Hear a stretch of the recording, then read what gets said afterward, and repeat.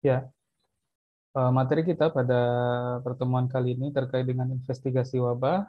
Kita mulai dulu dari apa itu wabah ya, pengertiannya, kemudian tujuan apa tujuan kita untuk melakukan penyelidikan wabah atau kejadian luar biasa, kemudian bagaimana langkah-langkahnya dalam proses penyelidikan wabah atau KLB.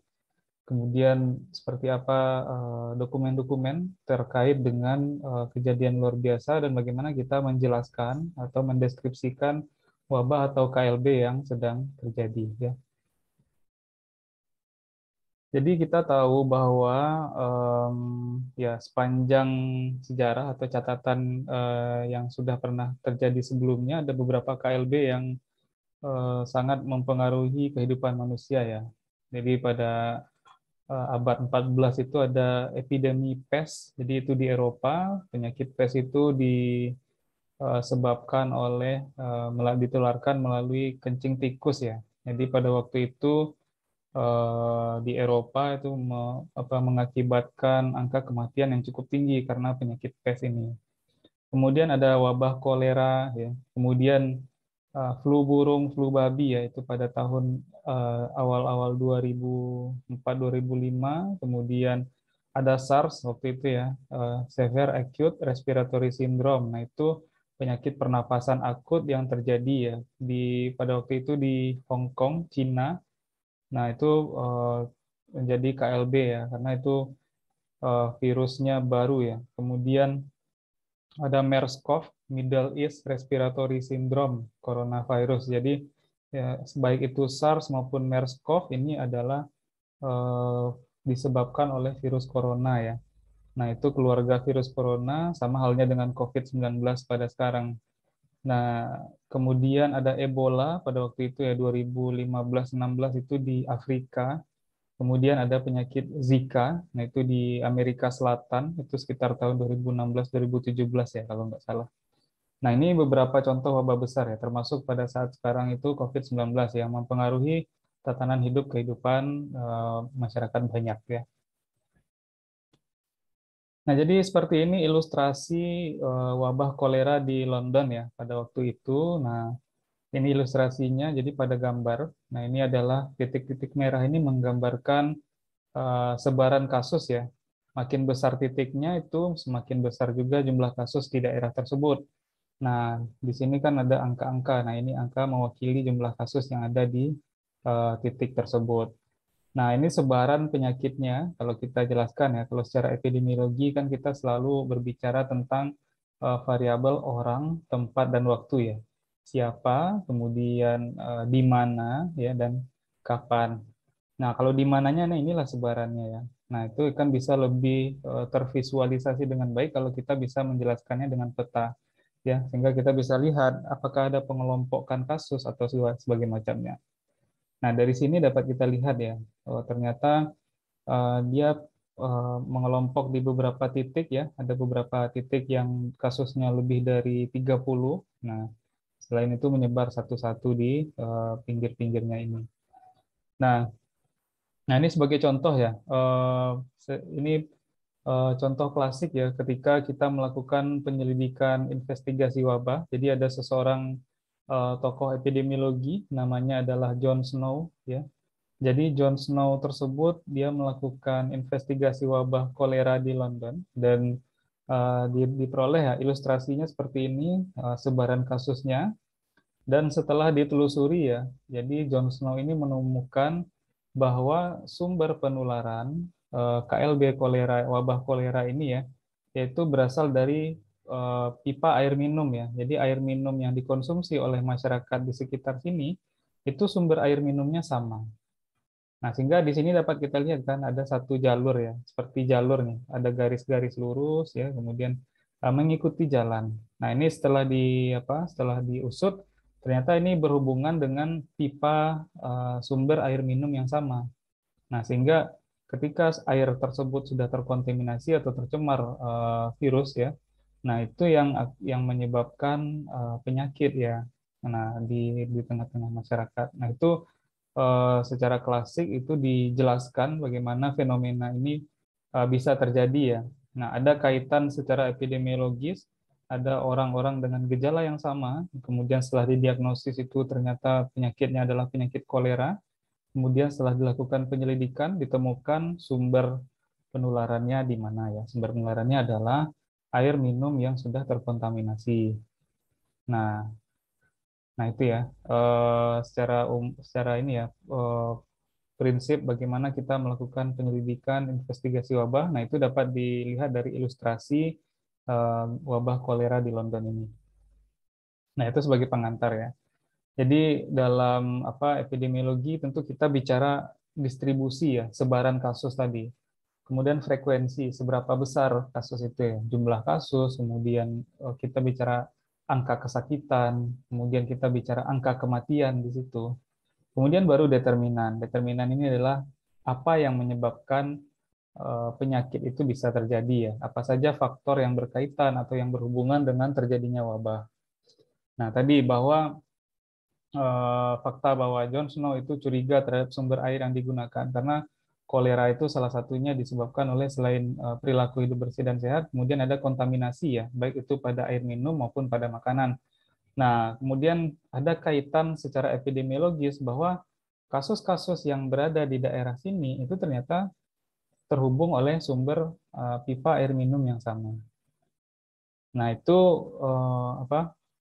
secara ininya ya penjelasannya setelah dilakukan penyelidikan.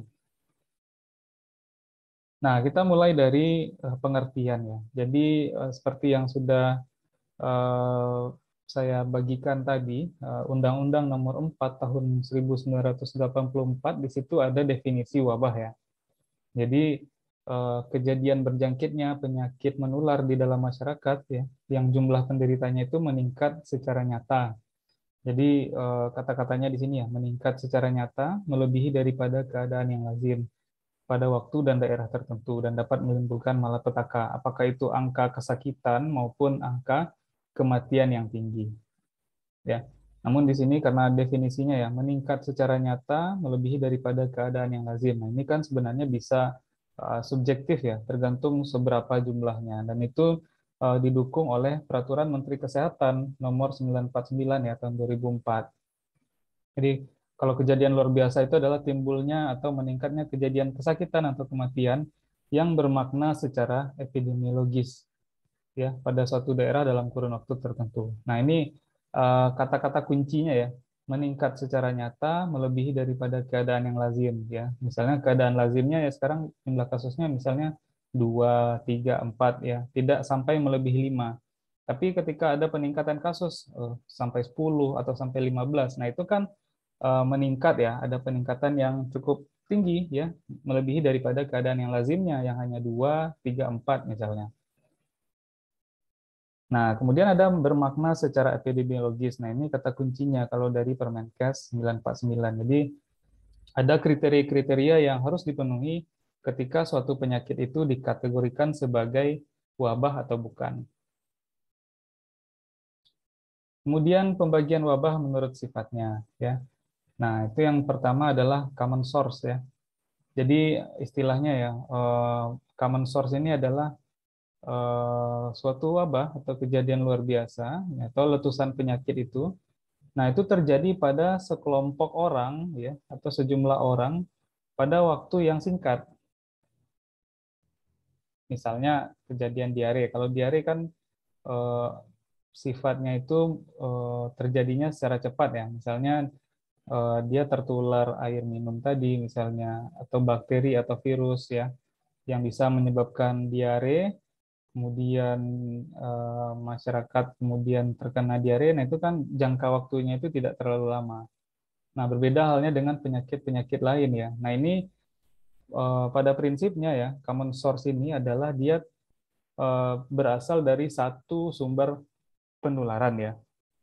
Nah, seperti tadi diare, kolera misalnya tadi, itu kan dari satu sumber penularan tadi seperti contoh sumber dari air minum yang sama, dari sumur yang sama, atau pada saat memakan jenis makanan yang sama, misalnya dia beli makanan dari warung misalnya, jadi atau pada saat hajatan atau pesta misalnya, ada makanan di situ, kemudian dimakan oleh sejumlah orang, karena makanan tersebut terkontaminasi, maka sebagian dari orang yang memakan makanan tersebut itu terinfeksi atau terkena penyakit. Nah, ini namanya common source. Berikutnya ada wabah yang bersifat progresif ya, atau propagated istilahnya. Jadi propagated epidemic ini adalah penyakit ya yang berpotensi wabah yang menular dari orang ke orang. Nah, itu disebabkan karena masa inkubasi penyakit yang lebih lama ya. Kita ada kenal istilah masa inkubasi, kemudian ada masa infeksius ya, periode penyakit tersebut bisa menulari orang lain ya, masa tunas ya yang lebih lama pula. Nah, dari ketika masa inkubasi, ketika virus atau bakteri atau jamur ya atau mikroba lainnya itu masuk ke dalam tubuh sampai terjadinya gejala. Nah, itu namanya masa inkubasi ya.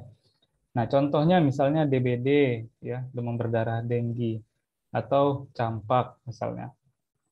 Nah, ini contoh penyakit yang menular dari orang ke orang. Misalnya ada orang tetangga kita itu terkena DBD ya.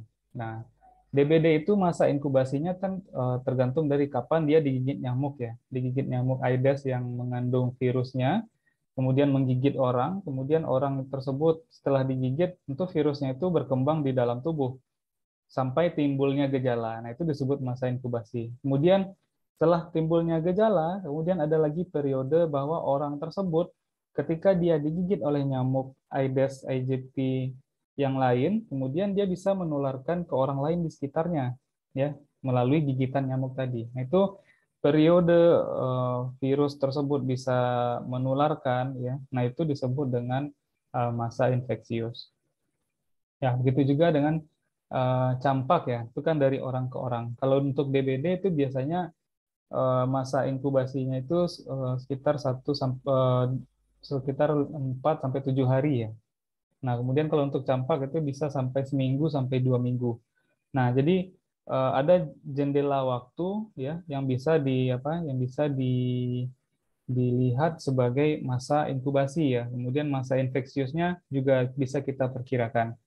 Nah, jadi dari sini perbedaannya jelas ya, bahwa kalau untuk common source itu penyakitnya itu berasal dari satu sumber yang sama, kemudian kalau propagated itu penularan dari orang ke orang, sehingga kalau untuk tipe wabah seperti ini itu bisa kejadiannya lebih lama, karena menular melalui orang ke orang. Sama halnya mungkin sekarang kaitannya dengan COVID-19, nah itu menularnya dari orang ke orang kan, melalui udara ya, melalui droplet ya.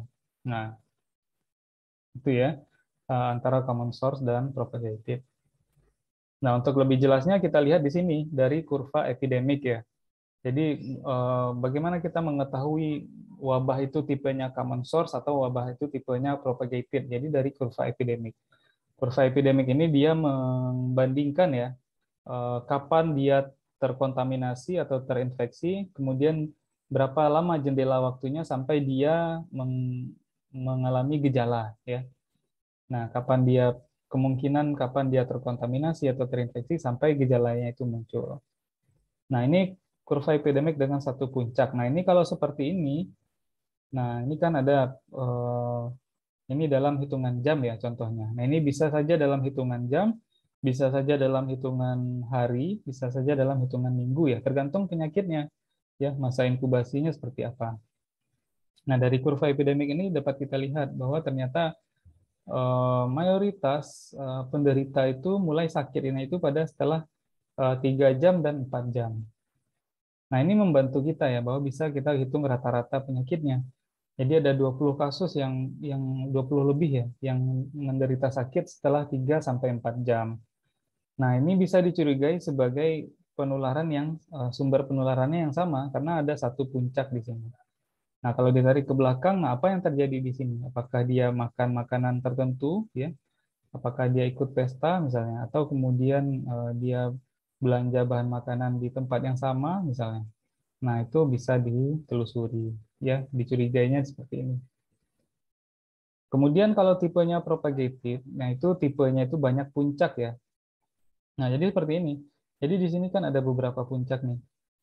Misalnya ini per hari ya, harian. Misalnya ini jendela waktunya ini 1 minggu. Kemudian minggu berikutnya ya. Jadi ada peningkatan, kemudian menurun sedikit, kemudian ada puncak lagi. Ada menurun sedikit, ada puncak lagi. Nah, ini eh, tipe wabah yang propagated. Nah, ini bisa dilihat dari penyakit yang penularannya dari orang ke orang. Nah, misalnya yang ini kasus pertama. Kemudian yang ini juga apakah ini ditulari oleh orang yang pertama? Nah, atau yang pada puncak ini terjadi karena mungkin penularannya terjadi pada saat ini ya, pada saat jumlah kasusnya itu tinggi-tingginya. Nah, sehingga itu tidak terdeteksi atau tidak tertangani sehingga muncul lagi puncak yang kedua. Kemudian muncul lagi puncak yang ketiga. Nah, seperti itu ya, bagaimana kita membedakan tipe wabah atau KLB yang sedang terjadi. Jadi ketika kita menentukan apakah suatu kejadian penyakit itu merupakan kejadian luar biasa atau wabah, nah itu kita bisa mengacu pada Permenkes RI tadi nomor 949 tahun 2004. Jadi ada beberapa kriteria ya yang bisa eh, yang bisa dilihat ya apakah suatu wabah itu dikategorikan sebagai memang wabah atau bukan. Nah, yang pertama adalah timbulnya suatu penyakit atau penyakit menular yang sebelumnya tidak ada ya atau tidak dikenal. Contoh misalnya ada beberapa penyakit-penyakit yang baru ya. Mungkin pada waktu awal 2000-an itu penyakit SARS. SARS itu penyakit yang baru ya. Jadi ada mutasi coronavirus yang mungkin pada waktu itu menjangkiti orang sehingga daya tahan tubuh orang, imunitas orang itu belum mengenal yang namanya penyakit tersebut, sehingga terjadinya wabah ya. Kita tidak tahu bagaimana cara penularan, kita tidak tahu bagaimana cara penanggulangan, karena virusnya yang benar-benar baru atau bakterinya yang benar-benar baru misalnya. Nah itu ya. Jadi sebelumnya tidak ada dan tidak dikenal. Begitu juga dengan MERS-CoV ya. Itu pada waktu itu terjadi di Korea Selatan, ya kan? Sumbernya ya memang dari virus corona yang bermutasi dari Timur Tengah ya, dari UNTA waktu itu ya, telah ditelusuri atau diinvestigasi. Begitu juga dengan COVID-19 kan di Wuhan sana itu kan pada awal-awalnya ya, kan orang tidak tahu asal muasal virus ini dari mana. Nah, itu ketika timbulnya suatu penyakit menular yang sebelumnya tidak ada. Begitu juga dengan flu burung, flu babi, itu kan sebelumnya kita nggak kenal dengan penyakit tersebut, ya. Kemudian terjadi peningkatan kejadian penyakit tersebut atau kematian secara terus-menerus. Nah, ini bisa menjadi alasan ya penyakit tersebut ditetapkan sebagai kejadian luar biasa. Ya, tadi ada peningkatan secara nyata, bermakna secara epidemiologis. Nah, itu kan relevan ya kalau kita hubungkan dengan kriteria yang ini. Kemudian peningkatan kejadian penyakit atau kematian 2 kali lipat ya atau lebih dibandingkan dengan periode sebelumnya. Nah, misalnya pada bulan ini ada 10, bulan depan ada 20 atau 25. Nah, itu kan karena sudah 2 kali, nah itu sudah dikategorikan sebagai kejadian luar biasa ya. Kemudian jumlah penderita baru dalam 1 bulan menunjukkan kenaikan 2 kali lipat ya, hampir sama ya antara nomor 3 dengan nomor 4. Nah, ada penderita baru dalam 1 bulan menunjukkan kenaikan 2 kali lipat. Nah, kalau ini angka kejadian ya, bisa saja berulang, bisa saja tidak. Yang penting ketika sudah melebihi keadaan lazim tadi, dibandingkan dengan periode sebelumnya, apakah mingguan, bulanan ya, nah itu bisa dikategorikan sebagai kejadian luar biasa. Nah, Nah, ini adalah tujuan penyelidikan KLB atau wabah ya. Yang pertama tentu adalah kita mencegah penyebaran atau meluasnya kasus ya. Dan kemudian mencegah terjadinya kejadian luar biasa yang sama di masa yang akan datang. Nah, tentu dalam penyelidikan KLB terutama kita kan tujuannya adalah memutus mata rantai penularan kan. Ketika memutus mata rantai penularan, kita harus ketahui dulu sumber penularannya itu di mana. Kemudian bagaimana cara penularan ya, sumber penularan. Kemudian kita bisa mengidentifikasi populasi yang berisiko. siapa saja kemungkinan orang-orang yang akan terjangkit ya, atau kemudian ketika orang sudah terjangkit apakah terjadi infeksi yang parah pada beberapa karakteristik penduduk misalnya. Nah, itu populasi berisiko. Nah, sehingga nanti kita bisa melihat secara utuh ya bagaimana gambaran terjadinya penyakit tersebut, kemudian kita identifikasi penyebabnya, benar-benar nggak ini KLB atau bukan misalnya. Kemudian kita cari tahu sumber dan cara penularannya. Nah, dengan ini baru kita tentukan langkah intervensi yang tepat ya untuk tadi memutus mata rantai penularan dan mencegah supaya KLB itu tidak meluas ke daerah lain. Nah, jadi ada yang namanya epidemi dan pandemi ya. Nah, jadi pandemi itu istilah yang sangat populer ya selama beberapa tahun belakangan ini ya. Nah, itu karena terjadi dalam skala luas atau global ya. Jadi ada peningkatan dan penyebaran penyakit dalam waktu singkat. Nah, pada suatu wilayah dalam waktu tertentu, kemudian ketika sudah menyebar ya antar negara, antar benua, nah itu dikatakan sebagai pandemi. Oke, jadi berikutnya adalah langkah-langkah investigasi wabah ya. Jadi secara umum itu ada 10 langkah-langkah investigasi wabah ya. Ada yang bilang 10, ada yang bilang 15 ya. Tapi secara umum 10 langkah ini sudah mencakup semuanya ya. Bagaimana proses kegiatan penyelidikan atau investigasi wabah ini di lapangan. Oke. Yang pertama adalah kita melakukan konfirmasi atau menegakkan diagnosa. Nah, kita lihat dulu penyakitnya itu ya. Penyakit apa yang terjadi ya. Misalnya kita mendapatkan laporan dari puskesmas atau dari masyarakat ya, terkait misalnya ada sejumlah orang atau beberapa orang yang mempunyai gejala penyakit yang sama. Nah, jadi ada kesamaan itu ya, mempunyai gejala penyakit yang sama dalam kurun waktu yang sama. Nah, sehingga kita bisa lihat ya, kemudian setelah diperiksa ke fasilitas pelayanan kesehatan, kemudian eh, ya, bagaimana diagnosisnya? Apakah penyakit orang itu sama atau disebabkan oleh penyebab yang sama juga ya ketika dicurigai seperti itu. Nah, dalam proses ini ketika ada aduan, ketika ada dugaan ya, dugaan KLB atau wabah, maka baik itu petugas surveillance di dinas kesehatan setempat maupun puskesmas, nah itu harus melakukan konfirmasi, kemudian memastikan bahwa peristiwa itu adalah suatu wabah atau bukan. Nah, tentu harus ditindaklanjuti ya dalam jangka waktu 1 kali 24 jam. Nah, ketika ada aduan, nah itu harus dalam jangka waktu 1 kali 24 jam ya. Nah, itu harus dikonfirmasi apakah peristiwa itu merupakan dugaan wabah atau bukan ya. Nah, sehingga pada saat kejadian penyelidikan di lapangan, nah kita bisa melihat apakah ada hubungan wabah tersebut dengan faktor-faktor tadi, faktor epidemiologi, sehingga kita bisa lihat kaitan epidemiologinya ada apa tidak, ya, berdasarkan variabel waktu, tempat, dan orang tadi. Ya, siapa saja yang terinfeksi atau yang siapa saja yang mengalami gejala, apa saja gejala yang dialami, kemudian di mana, apakah orang ini berkaitan dengan satu tempat yang sama misalnya, atau di daerah tempat tinggal yang sama, atau riwayat perjalanannya dari daerah yang sama, atau dia eh, pergi ke tempat yang sama pada waktu yang sama misalnya. Nah, itu yang perlu dilihat ya. Nah, itu yang perlu diselidiki. Kemudian berikutnya kita merumuskan hipotesa sementara. Nah, hipotesa itu adalah dugaan ya.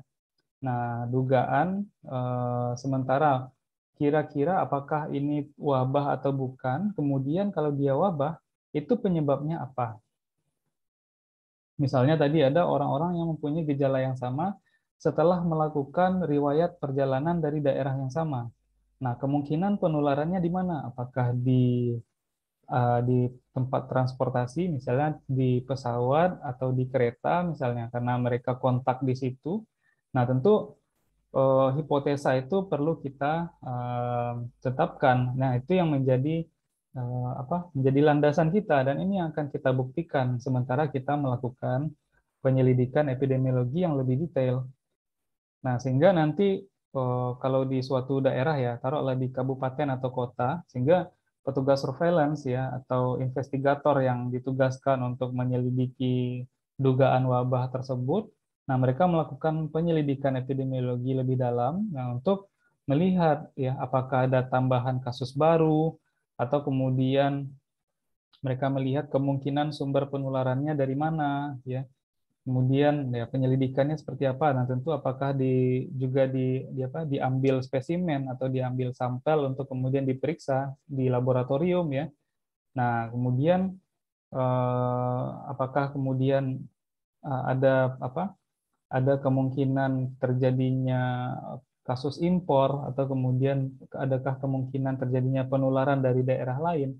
Nah, itu semuanya hal-hal yang harus dibuktikan selama penyelidikan.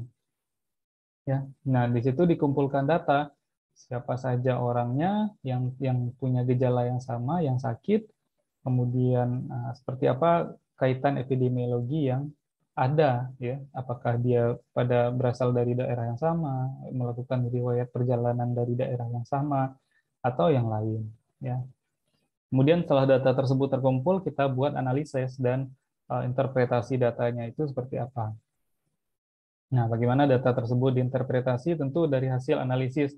Oh, misalnya kita tahu bahwa ada 10 orang atau sampai 20 orang misalnya yang ikut atau pergi menghadiri sebuah pesta. Kemudian mereka memakan makanan dan meminum minuman di tempat pesta tersebut misalnya. Nah, kemudian setelah itu mereka mengalami gejala mual, muntah, ya, demam, pusing misalnya seperti itu. Nah, kemudian kita hitung ya berapa persen orang yang memakan makanan atau minuman, atau kemudian berapa persen yang mengalami gejala mual, berapa persen orang yang mengalami gejala sakit kepala. Nah, sehingga nanti kita akan bisa cross check ya. Kita bisa melakukan yang namanya diagnosis banding. Ketika misalnya kemungkinan sumber penularan bisa kita lihat dari situ. Misalnya ada kemungkinan misalnya suatu virus atau bakteri itu mengkontaminasi jenis makanan tertentu. Atau kemudian berapa lama sejak orang tersebut mengkonsumsi makanan sampai waktu munculnya gejala. Nah, itu namanya masa inkubasi tadi. Nah, berapa lama? Nah, itu bisa menuntun kita ke apa? Ke arah sumber dan penyebab ya, penyebab terjadinya penyakit tersebut. Nah, dari hasil analisis dan interpretasi tersebut baru kita lakukan kita uji hipotesa tadi ya. Oh, ternyata mereka memang habis makan misalnya makanan di hajatan misalnya. Mereka makan ayam misalnya. Nah, ayam itu ternyata sudah terkontaminasi virus ya, sudah terkontaminasi bakteri misalnya. Sehingga ya kemungkinan sumber penularannya dari makanan olahan ayam tersebut misalnya. Nah, itu yang harus diuji ya. Nah, pada saat penyelidikan lapangan kita juga bisa mengumpulkan sampel ya. Nah, kalau misalnya sampel makanan, kalau ada dugaan keracunan makanan, tentu sampel makanannya itu harus diambil, kemudian untuk diperiksa di laboratorium. Kemudian atau kalau misalnya kita nggak dapat sampel makanan, kita bisa ambil sampel muntahan ya. Kalau misalnya pasien atau orang yang sakit itu mengalami gejala muntah, atau diambil sampel fesesnya, kotorannya. Nah, itu bisa di cross check ya. Nah, terkait dengan penyebab apakah dari virus maupun bakteri. Nah, itu kemudian setelah hal tersebut dilakukan baru kita rumuskan kesimpulan sehingga akan diperoleh sumber penularannya apa, cara penularannya bagaimana, kemudian baru kita bisa melakukan tindakan penanggulangan ya. Kemudian baru terakhir kita membuat laporan lengkap tentang penyelidikan wabah yang sedang dilakukan. Nah, dari sini langkah-langkah ini ya, 10 langkah ini dia harus ada di dalam tahap proses investigasi wabah di lapangan ya. Nah, karena kalau kaitannya dengan wabah ya, tentu kita berkejar-kejaran dengan waktu.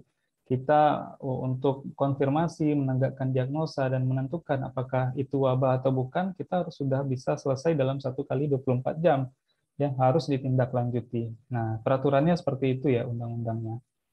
Kemudian baru secepat kita berusaha ya mengidentifikasi kontak, kemudian mengambil spesimen ya, kemudian memeriksa spesimen di laboratorium. Nah, itu kan Kalau kita lama-lama di dalam prosesnya, tentu kemungkinan penularan atau kemungkinan terjadinya jumlah kasus baru itu sangat tinggi.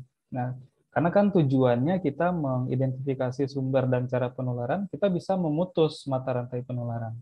Kalau kita tidak bisa memutus mata rantai penularan, tentu akan terjadi yang namanya tadi potensi epidemi, kemudian pandemi kalau itu sudah menular secara global, ya.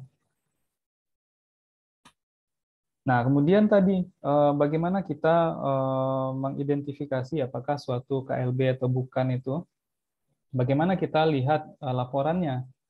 Nah, jadi ada yang namanya surveillance KLB ya. Nah, itu harus dilaporkan dalam waktu 21 kali 24 jam, itu namanya laporan kewaspadaan. Nah, itu tadi ketika misalnya kita mendapatkan laporan adanya dugaan wabah atau KLB. Nah, kita lihat data surveillance-nya, apakah memang ini berpotensi KLB atau tidak ya. Karena tadi kita bisa lihat apakah jumlah kasusnya itu meningkat secara terus-menerus atau melebihi keadaan yang lazim. Kemudian bisa dilihat juga bahwa penyakit tersebut misalnya yaitu bisa terjadi dari penularan dari daerah lain misalnya. Nah, itu yang harus dilaporkan pada laporan kewaspadaan. Kemudian pada laporan mingguan wabah atau W2 ya.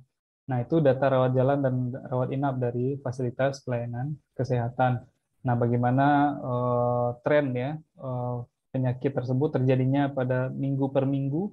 Nah, itu kita bisa bandingkan ya. Misalnya minggu ini meningkat nggak dari minggu lalu? Kalau dia meningkat, seberapa peningkatannya? Apakah sudah sampai 2 kali atau lebih misalnya?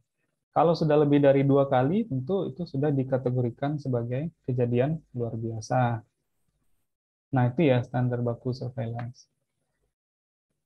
Kemudian untuk isi laporan kejadian luar biasa, nah itu secara umum itu tidak ada ini ya format tersendiri atau sistematikanya biasanya mengikuti format ini ya.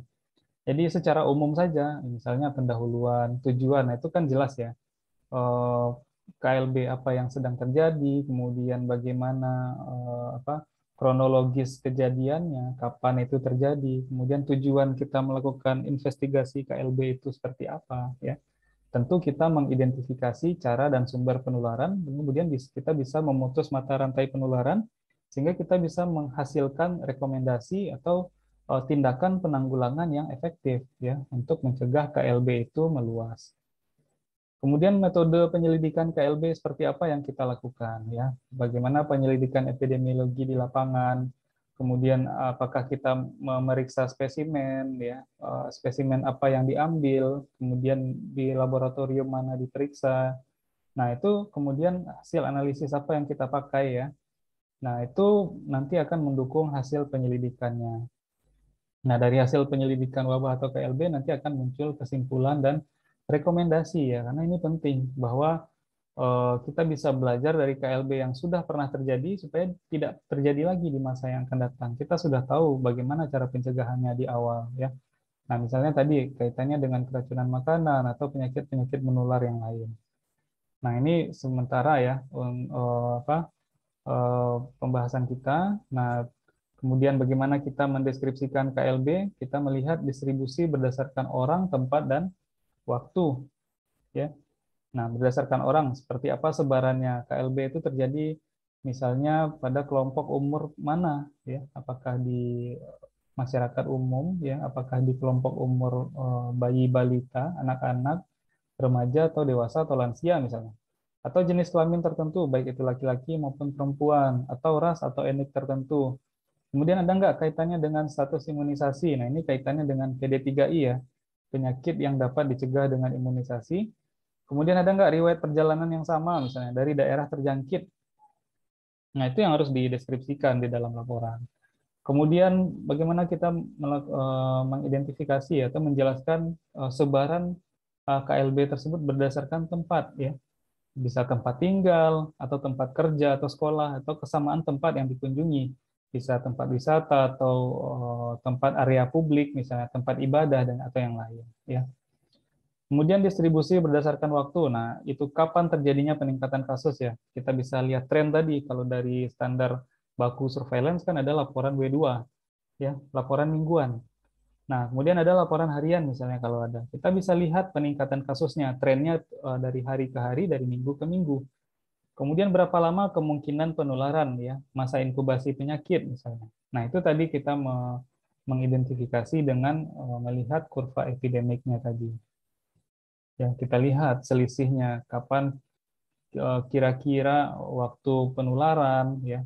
Kemudian kapan orang tersebut merasakan gejala pertama ya. Kemudian kapan orang tersebut sakit misalnya. Nah, itu kita bisa hitung ya dari kurva epidemik yang dibuat.